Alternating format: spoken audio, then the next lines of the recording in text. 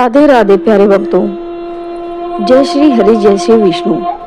आज हम आपको निर्जला एकादशी व्रत की महिमा, पूजा विधि और घड़ा दान, जो कि सबसे महत्वपूर्ण विधि है, और उसके व्रत के नियमों के बारे में बताएंगे कि यह व्रत कौन कर सकता है और कौन नहीं।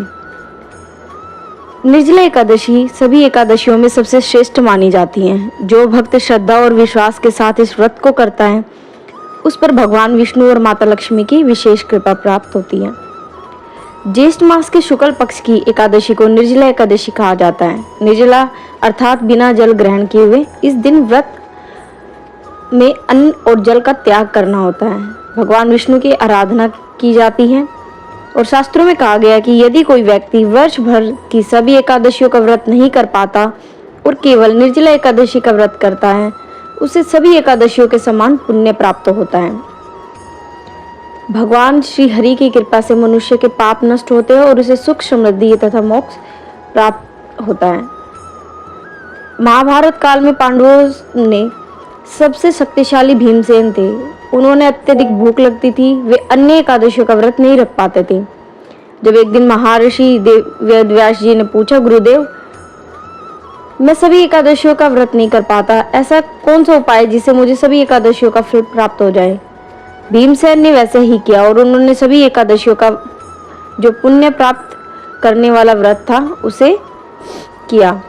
इस कारण इस एकादशी को भीमसेनी एकादशी तथा पांडव एकादशी भी कहा जाता है। निर्जला एकादशी के दिन सबसे पहले सात्विक भोजन करें। जब एक दिन पहले होता है, क्रोध, झूठ, निंदा और तामसिक भोजन से दूर रहे। एकादशी के दिन ब्रह्म मुहूर्त में उठे, स्नान करके स्वच्छ पीले या सफेद वस्त्र धारण करें। जो मैं खाना बता रही हूँ सात्विक भोजन, वो एक दिन पहले करना है। घर के मंदिर की सफाई करनी है और भगवान विष्णु और माता लक्ष्मी का स्मरण करें। इसके बाद हाथ में जल, अक्षत और पुष्प लेकर व्रत का संकल्प ले। हे भगवान विष्णु, मैं आपकी कृपा प्राप्त करने के लिए निर्जला एकादशी का व्रत कर रहा हूँ, कृपया मेरा व्रत सफल करें।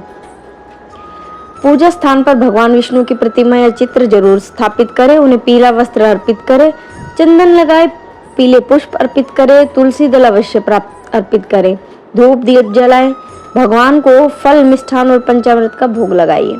इसके बाद विष्णु सहस्त्र नाम, गीता पाठ या ओम नमो भगवते वासुदेवाय मंत्र का जाप कीजिए। अब हम बात करते घड़े दान का महत्व। निर्जला एकादशी में घड़ा दान का विशेष महत्व है।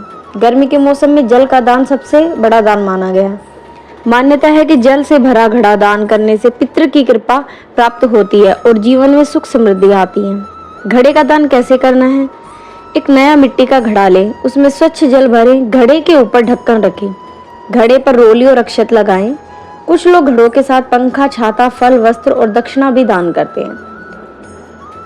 दान करते समय मन में प्रार्थना करें, हे श्री हरि, इस दिन को स्वीकार करें और मेरे परिवार पर अपनी कृपा बनाए रखें।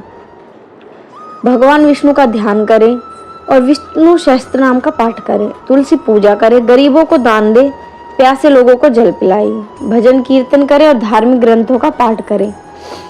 हमें क्या नहीं करना उस दिन? क्रोध न करना, किसी का अपमान नहीं करना, झूठ नहीं बोलना, मांस, मदिरा, तामसिक भोजन नहीं करना, निंदा और चुगली न करना। द्वादशी तिथि में स्नान करके भगवान विष्णु की पूजा करनी है और व्रत का पालन करना है। ब्राह्मण या जरूरतमंद व्यक्ति को दान दे। इसके बाद जल ग्रहण करें, फल या सात्विक भोजन से व्रत का पालन करें, भगवान का धन्यवाद करें।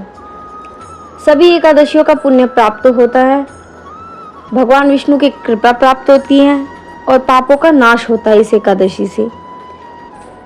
प्रिय भक्तों, निर्जला एकादशी केवल उपवास का पर्व नहीं, बल्कि आत्मसंयम और सेवा, दान और भगवान विष्णु के प्रति समर्पण का महापर्व है।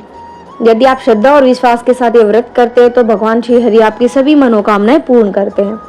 बोलिए लक्ष्मी नारायण भगवान की जय, श्री हरि विष्णु भगवान की जय। ओम नमो भगवते वासुदेवाय। हरि ओम तत्सत।